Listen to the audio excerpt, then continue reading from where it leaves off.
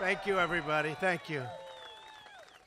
I was just with our governor. He said, you know, Mr. President, we could have had 25 times the number of people, but for policy speeches, they like to keep them just like this. But I appreciate, this is tremendous, and this is truly a tremendous state, and we appreciate it very much. We appreciate you being here. Thank you. And the policy we're talking about is cutting your taxes. Do you like that policy? Well, you're the hardworking people who provide the energy that makes this country run. And we're finally getting the government out of the way so you can do your jobs. Finally happening. Prior to leaving the White House, I had a great bipartisan meeting with Democrat and Republican leaders in Congress. And I'm committed to working with both parties to deliver for our wonderful, wonderful citizens. It's about time. We had a great meeting with Chuck Schumer, Nancy Pelosi, and the whole Republican leadership group. And I'll tell you what, we walked out of there, Mitch and Paul and everybody, Kevin, and we walked out and everybody was happy. Not too happy, because you can never be too happy, but they were happy enough. And it was nice to see that happen for a change, because that hasn't happened for a long time in this country, for a very long time. I want to take a moment to send our thoughts and prayers to the people of Texas and Louisiana who have truly suffered through a catastrophic hurricane. One of the worst hurricanes in our country's history, and guess what? We have another one coming. You see that. But our hearts are heavy with sadness for those who have lost everything. They've also filled us with hope, because you watched and you witnessed the unyielding strength and resilience of the American spirit. You looked at that in Texas. You looked at Louisiana. You saw the spirit.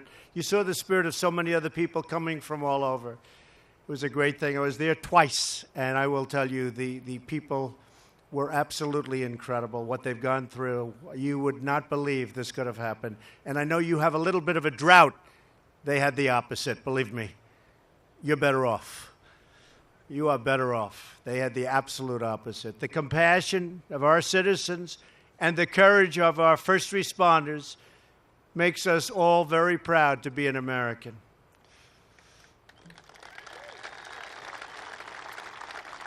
I can tell you that I was deeply inspired by the faith and perseverance of those who I met, and by all of the people that were there, so many people. And unfortunately, now we're getting ready to respond to Hurricane Irma. And these incredible people that we have at FEMA and the other groups, they thought they'd get a night of sleep. One night. Just one night. They're not getting anything. They're right now going to Florida, Puerto Rico, and the Virgin Islands, and they're already there. And they're being hit with some very, very strong and powerful winds. The one's coming now, Irma, they're saying is the largest one in recorded history in the Atlantic Ocean, coming out of the Atlantic, which gets big ones. So I just want to thank everybody and all of the people that are going down, and they're really now again in harm's way. We'll work together to help save lives, protect families, and support those in need. Together we will recover and we will rebuild. I also want to tell the people of North Dakota and the western states who are feeling the pain of the devastating drought that we are with you 100%. 100%. And I've been in close touch numerous times with our Secretary of Agriculture, who's doing a fantastic job, Sonny Perdue, who's been working with your governor and your delegation to help provide relief. And we're doing everything we can, but you have a pretty serious drought. I just said to the governor, I didn't know you had droughts this far north. Guess what? You have them. But we're working hard on it, and it'll disappear. It'll all go away. I want you to know we'll always stand strong and unified with our farmers and our ranchers, the backbone of America. That I can tell you 100%. So we're here today to talk about our plan to create a new age of American prosperity by reducing the crushing tax burden on our companies and on our workers. The taxes are crazy. The highest taxed nation in the world. We're going to turn that around very quickly. This is a once-in-a-generation opportunity, and I mean that. I think this is the one time you're going to get. And I'm honored to be joined by some of the fantastic leaders who share this goal with us. Senator Hoeven, where is Senator? Senator, stand up, Senator. Doing a fantastic job. Come on up, Senator. Come on up here. Get up here. Fantastic job. Thank you, Senator. Governor Burgum, come on up, Governor. Beautiful job. Come on. Lieutenant Governor Sanford. The governor told me he's the best lieutenant governor in the country, so I don't know. We'll check it out. Congressman Kramer.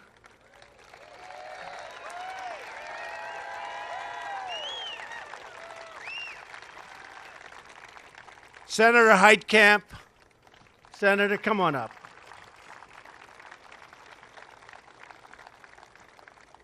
And I have to say, you are all in favor of tax cuts, aren't you? Absolutely. Come on up, Senator. These are great people. They work hard. They're for you 100%. And we just want their support because we need support. You see that with what's happening in Congress. Nobody can get anything through Congress. We need support. So thank you, Senator Heitkamp. Everyone's saying, what's she doing up here? But I'll tell you what, good woman, and I think we'll have your support. I hope we'll have your support. And thank you very much, Senator. Thank you for coming up. Senators, thank you. Thank you.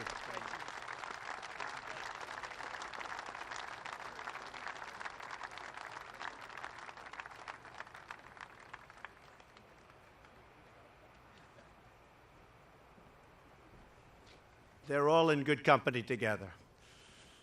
But working together, we're going to restore America's competitive edge by passing tax cuts and reform that will make America the best place in the world to hire, invest, and to grow. We love our country, we love our people, and we want to create more jobs in America for Americans. I want to welcome a great friend and a true American visionary who has created thousands of jobs in North Dakota and all around the country, and he's been a friend of mine right from the beginning. He said I should do this. Absolutely, you have to do it. A great, great American success story, Harold Hamm. Where's Harold? Where's Harold? Come here, Harold.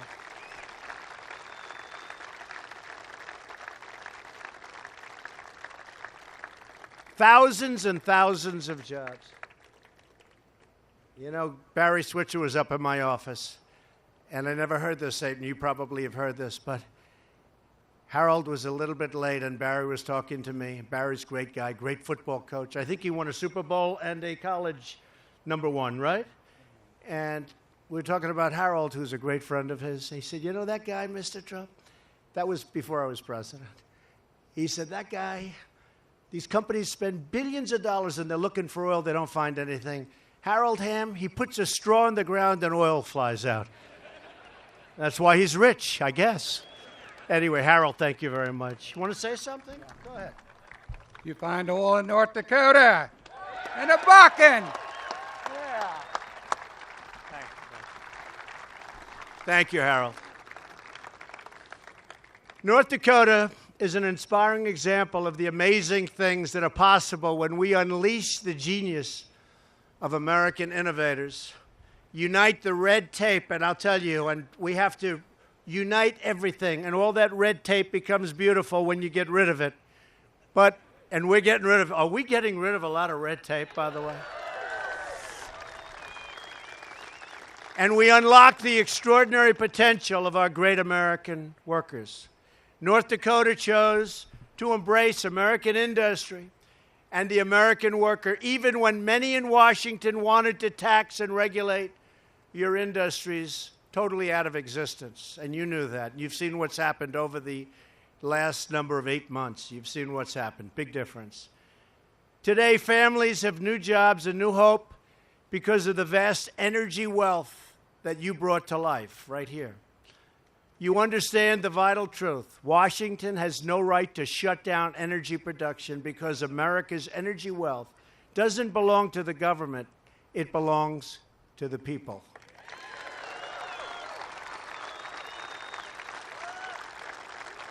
It belongs to hardworking patriots like you because of the North Dakota energy miracle, and I call it a miracle.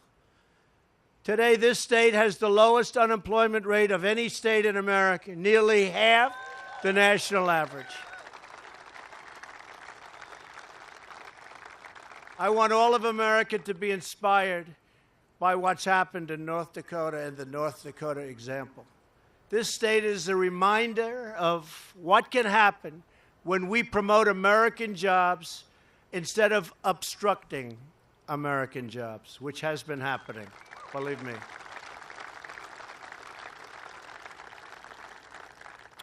And by the way, Ivanka Trump, everybody loves Ivanka.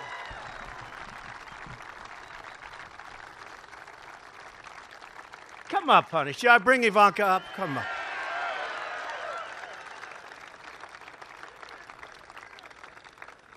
Sometimes they'll say, you know, he can't be that bad a guy.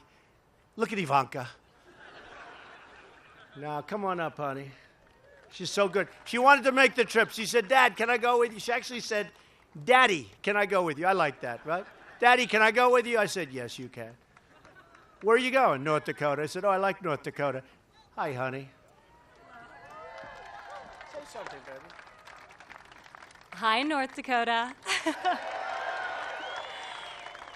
We love this state, so it's always a pleasure to be back here. You treated us very, very well in November and have continued to, so we like sharing the love back. Thank you. Thank you, honey. Thanks, baby. Come.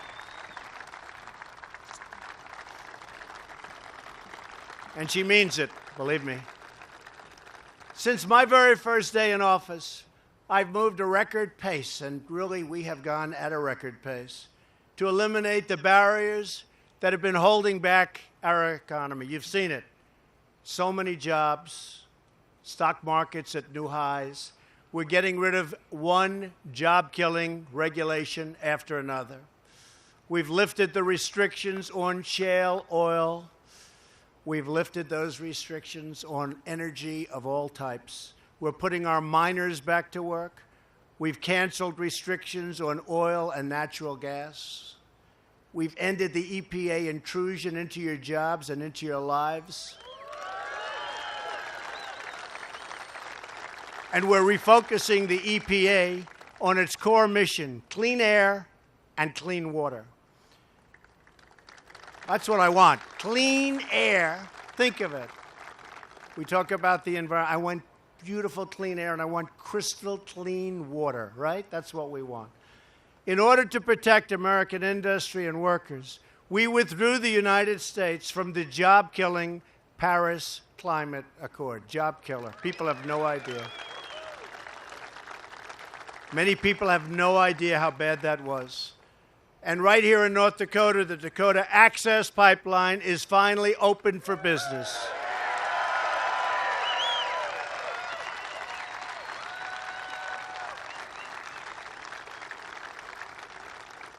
Now, what other politician, if elected president, would have done that one? They would have stayed so far away. And I did it immediately.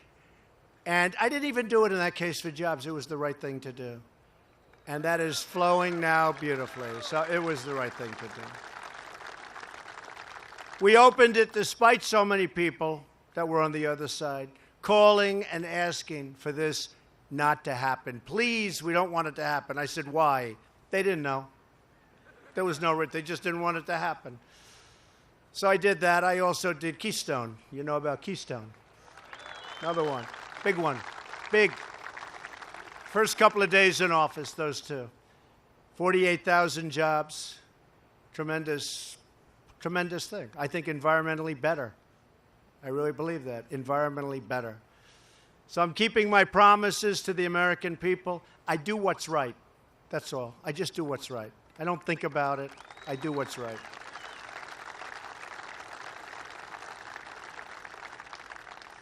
We're seeing the results all across the country. Already, unemployment is near a 16-year low. African American unemployment is at its lowest point since almost the turn of the millennium. Wages are rising. Optimism among manufacturers is at an all-time high. That's something I'm very proud of. And they're moving back. Tell you. The companies are moving back. The car companies are coming back. They're going back into Ohio and Michigan and Pennsylvania and lots of places. Kentucky, car companies, they're moving back. And they got to move back. Because why should we be allowing other countries to make it? Sell the cars, no cost, just put them right through our borders, cause us unemployment. It's not happening that way, believe me. And it's going to be more and more so. Because, you know, like you have to cut through red tape to do things, hard to believe. I have to cut through red tape to do things, too. They have it set, I'll tell you. America is back, and it's back right on track where it should be, and it's happening day after day after day. And we have certain areas where you have to give notice of 90 days before you can touch an act, or before you can touch an executive order. Then you have to wait another 30 days, and then another 90 days. Well, believe me, all of those days are coming up. And tremendous numbers of regulations have been cut. But soon you're going to see even more. And we're going to have regulation, because regulation is not bad, but you don't need 25 times what you're supposed to have. So we're going to have sensible regulation. But our country and our economy cannot take off like they should unless we reform America's outdated, complex, and extremely burdensome. I mean, this is so complicated and so burdensome, our tax code. Our painful tax system has become a massive barrier to America's economic comeback. It really is. We're penalized. It costs us millions of American jobs, trillions of dollars, and billions of hours wasted on paperwork and on compliance. Our tax code is a giant self-inflicted economic wound. In the last 10 years, our economy has grown at an average of only around 2%, and some would say less than that. When I talk to the leaders of other countries, I speak to them all the time, they're unhappy about 7 or 8 points of growth, GDP. I spoke to a leader of a major country recently. Big country. They say our country is very big. It's hard to grow. Well, believe me, this country is very big. How are you doing? I said, because I have very good relationships, believe it or not, with the leaders of these countries. I said, how are you doing? He said, not good at all. Our GDP is 7%. I say 7%. Then I speak to another one. How are you doing? Not good. Not good. Our GDP is only 9%. Our GDP, if you look at our number when we first got in, we were hitting 1% numbers, and nobody even talks about it. Well, last quarter, we hit 3% GDP.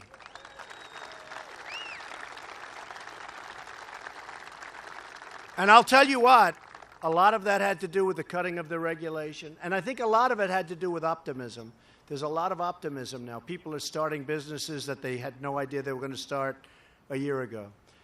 If we sustained 3% growth instead of 2%, only 1 point, and I think we have a long way to grow. I know we have a long way to grow. That means 12, think of it, 1 point, 12 million new jobs and $10 trillion of new economic activity over the next decade. Think of it. $10 trillion.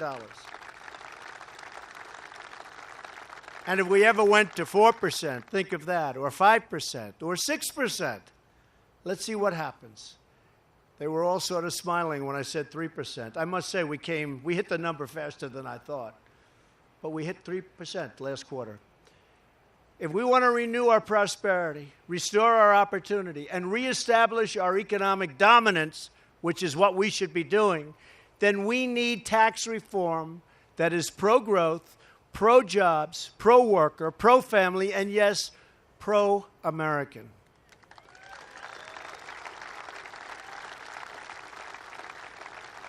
And anybody that's going to vote against tax cuts and tax reforms, whether it's in North Dakota or anybody else or any place else, you got to vote against them and get them out of office because it is so bad.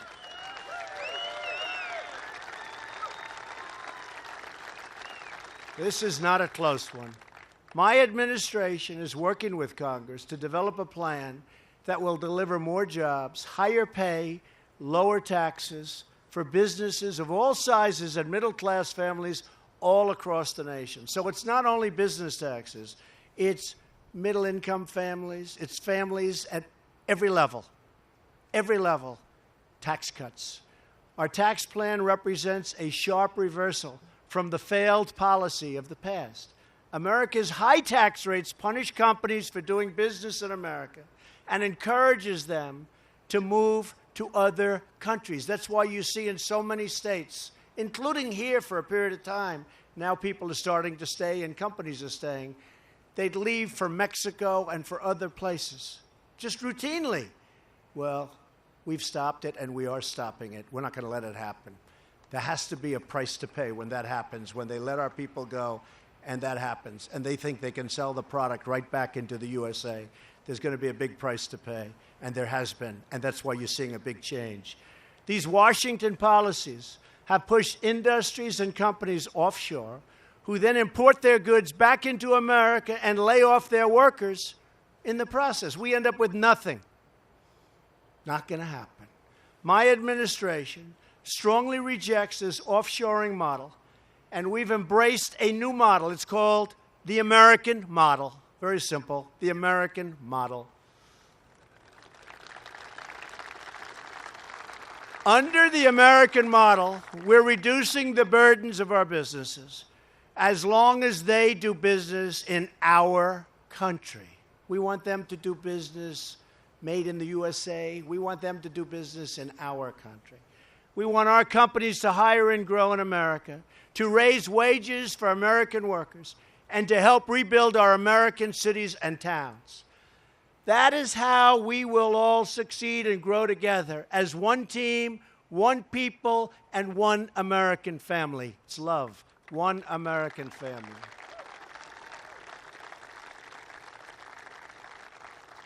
We're going to get into great detail over the next 2 weeks, but we're working on it with Congress now and coming up with very exacting numbers. But here are my 4 basic principles for tax reform. First, we need a tax code that is simple, fair, and easy to understand, unlike what we have. Our tax code has gotten ridiculously complex. This complexity leads to massive frustration, wasted time, and wasted money, lots of wasted money. Today, the average taxpayer has to wade through 241 pages of instructions to file a basic tax form. Does anyone know that? 241 pages. A staggering 94% of the families need professional help to do their taxes. They have to get it, which is why the tax preparation industry generated $10 billion in revenues last year. That's one business I want to drive down. Sorry. H&R Block will not be supporting Donald Trump, I can tell you. Taxpayers spend 6 billion hours each year complying with the tax code. That's why we are proposing dramatic tax simplification. Under our plan, 95% of Americans will be able to fill their tax and file their tax returns on a single page without having to keep receipts, fill out schedules, or track endless paperwork. We're giving hardworking Americans their time back, and we're giving them their money back.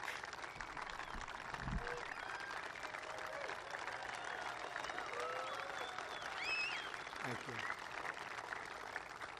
Second, we will cut taxes for middle-class families. This is a major, major tax cut, the biggest since Ronald Reagan.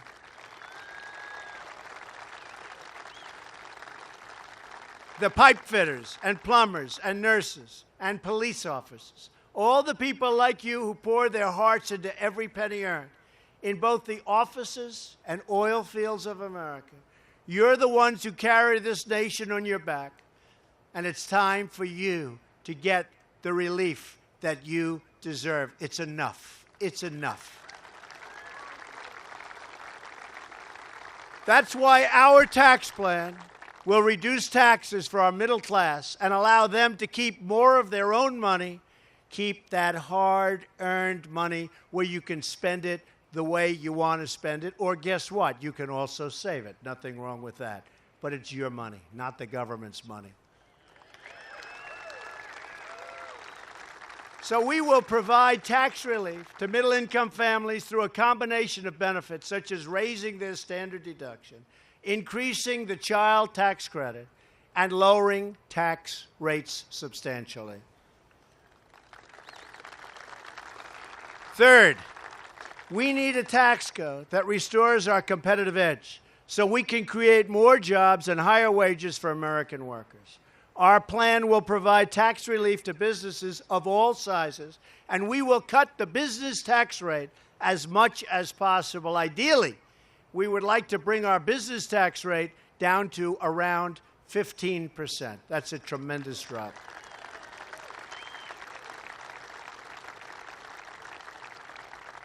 All told, it'll be the greatest tax reduction in the history of our country, greater than ever before. So that's going to be something. You'll see a rocket ship. You will see something happen like you've never seen.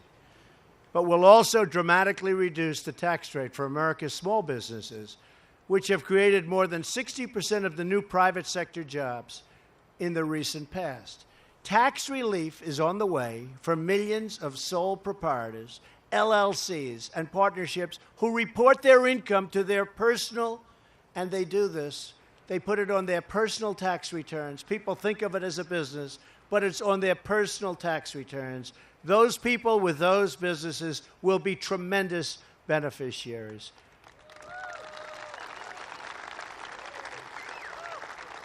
Sounds like many of you have those businesses. Tax reform will also benefit mid-sized businesses like North Dakota Guarantee and Title Company in Mandan. You know that company, anybody? President Nick Hacker. Where's Nick Hacker? Hello, Nick. How are you, Nick? How's business, all right? Getting better all the time.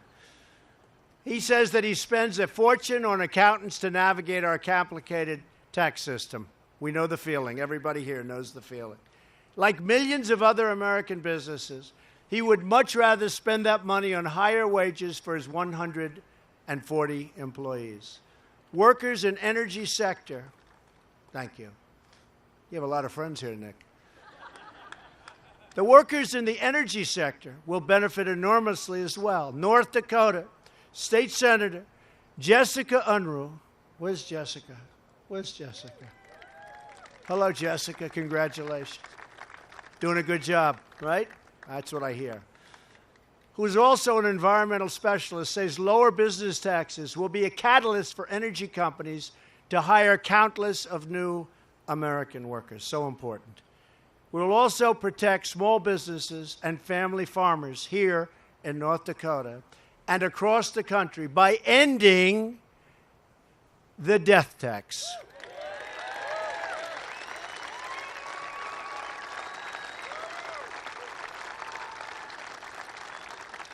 Tremendous burden for the family farmer.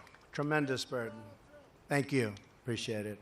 But a tremendous burden for small businesses and businesses that aren't necessarily liquid, but they're great businesses where you're forced to sell and terrible things happen.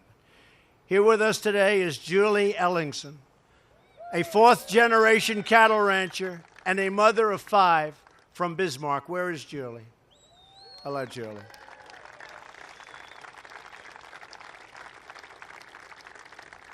Like many family ranchers, Julie worries about the death tax shutting down her family business and keeping her from passing it on to her children. It's a devastating tax.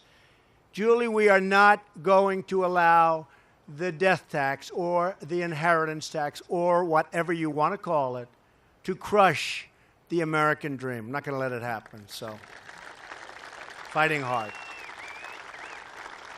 Thank you, Julie. Ronald Reagan proved that cutting taxes on American businesses helps American workers win in the world marketplace. When President Reagan lowered taxes, American businesses beat out our foreign competition. Our economy boomed, the middle class thrived, and median family income increased. But then Washington stood by while other countries adopted our playbook. But they did it even better than us. They lowered their tax rates and reformed their tax systems to be more competitive substantially than that of the United States of America. And America went from leading the pack to following way behind. Now our business tax rate is the highest in the developed world, 60% higher than our foreign competitors. Pretty bad. Puts us at a big disadvantage. We're behind France, behind Germany, behind Canada, Japan, Ireland, Mexico, behind South Korea. We're dead last. Our high business tax is nothing more than a crushing tax on every product made in America. We have totally surrendered our competitive edge to other countries, but we're not surrendering anymore.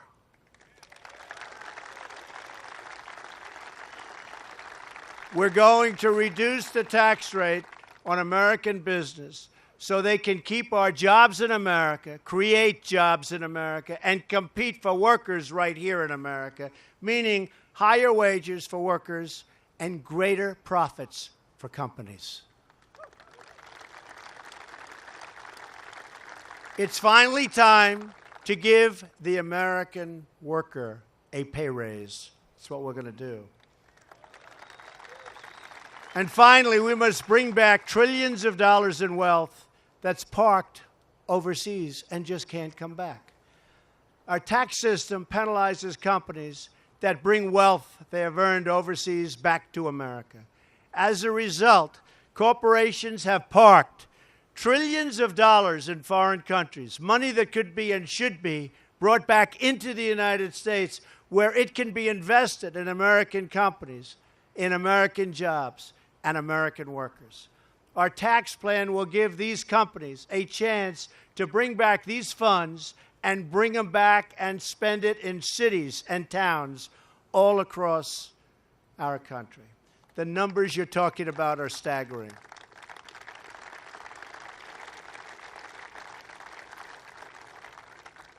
The numbers we're talking about are probably between $3.5 and $5 trillion that cannot come back into our. And think of it, the Democrats wanted to come back, the Republicans wanted to come back. They have for years, and nothing gets done. We're going to get it done.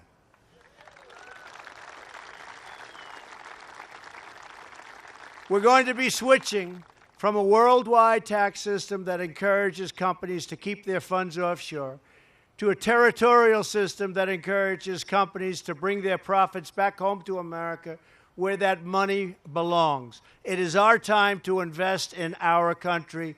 We want to build our communities, and we want to build beautiful new ones, and we want to rebuild the old ones, and we want to hire.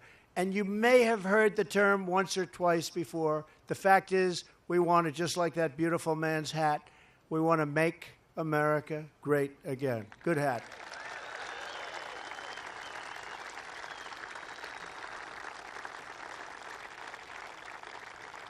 This is a once-in-a-generation opportunity to reform taxes, rebuild our economy, and restore America's competitive edge.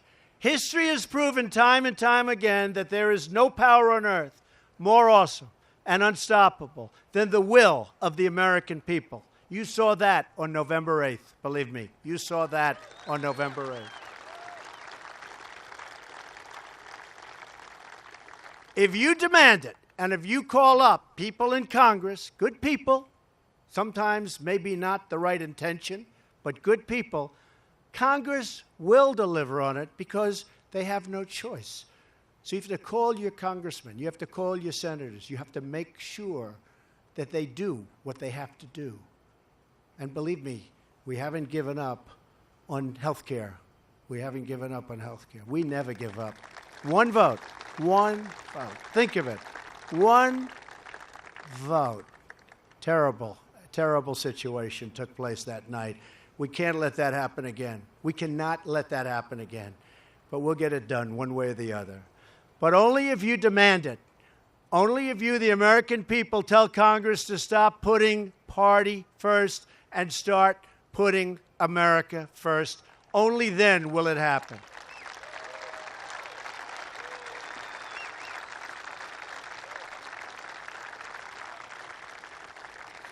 You can remind them that both of the Reagan tax cuts were passed by a Democratic majority in the House, a Democratic Speaker, and a vast majority of Democrats in the Senate, including a Democratic senator from the great state of North Dakota. So it can happen. You listening, Heidi? Yes, Heidi's listening. Yes, she heard that. Thank you, Heidi. We're not going to put her on the spot. I'm not putting her on the spot.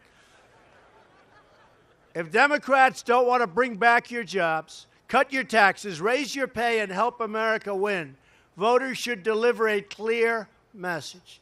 Do your job to deliver for America, or find a new job. Do something else. Just do something else. I'm asking all Americans, Republican, Democrat, and Independent, to join with me, with each other, to demand tax cuts and tax reform that will put America first. We're going to put America first. It's time. We no longer have to accept a tax code that lets special interests win at the expense of the middle class. We no longer have to accept a rigged system. You know all about rigged systems? We talked about that plenty times in the campaign. You think anything's so different? But we're going to make it different. We're going to get that straightened out, too. That rewards companies for shipping jobs overseas and punishes them for investing in America. They actually get punished under the tax code for investing in our country. It's going to all change.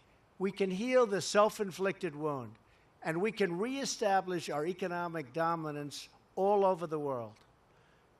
We can give our workers the level playing field they deserve, and they will win, because if the fight is fair, no one on earth can beat the American worker or the American company. Nobody. Nobody.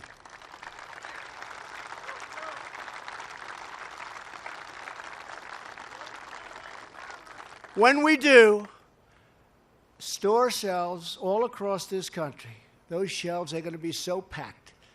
All around the world will be lined once again with products proudly bearing the words, "Made in the USA." So, do you remember when we're growing up, it was either made in America or made in the USA?